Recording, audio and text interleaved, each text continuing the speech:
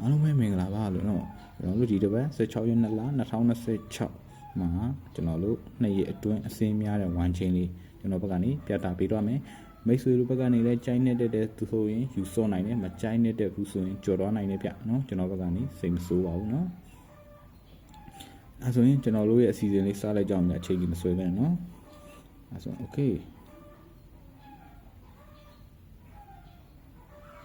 ဟုတ်ပြီနော်ရှေ့ရဲ့2ရက်နှလုံးပေါင်းကြီးကတုံညရဖြစ်လို့တုံညပါဝါ9တဲ့နောက်ပွဲ2ရက်အတွင်းအချိန်မှာဆိုလို့ကျွန်တော်တို့ဒီညမှာကျွန်တော်မြားလေးနဲ့ထောက်ပြမယ်ဗျာနော်မြားလေးနဲ့ထောက်ပြမယ်ဟုတ်ပြီနော်ဒီဘက်မှာလည်းထုတ်ပါလေနော်ဒါမိမိတို့လူရှိရအောင်ကြည့်နော်ကျွန်တော်ကဒါ site ထဲကတွေ့ရတဲ့အတိုင်းလေးကိုပဲကျွန်တော်ဘက်ကနေပြသပေးရနော်အဲဆိုရင်เนี่ย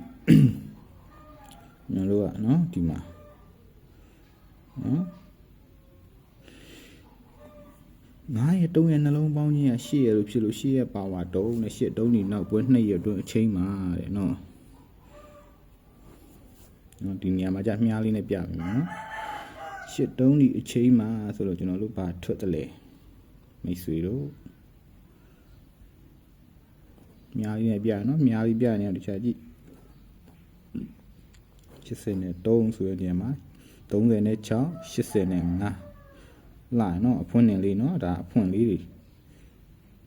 ဟုတ်လားနော်စိုက်ထဲကတွေ့ရတိုင်းလေးပဲပြရနော်အဲဆိုရင်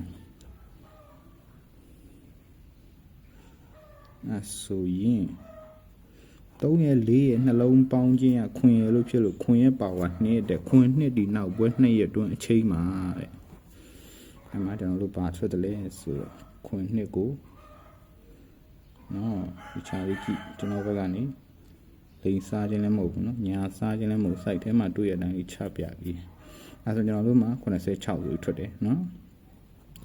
အဲဆိုရင်တဲ့ဟုတ်ပြီအဲဆိုခွင်ရတုံညာရဲ့နှလုံးပေါင်းကြီးကခွင်ရလို့ဖြစ်လို့ခွင်ရဲ့ပါဝါ2တဲ့ခွင်2ဒီနောက်ဘွဲ2ရက်အတွင်းအချိန်မှာဆိုလို့နော်နည်းနည်းလေးချဲလိုက်မမြင်ရမှာခွင်2ဒီနောက်ဘွဲအချိန်မှာဆိုလို့ကျွန်တော်တို့ဘာထွက်တယ်50နဲ့မှခွင်အဲဆိုရင်ကျွန်တော်တို့က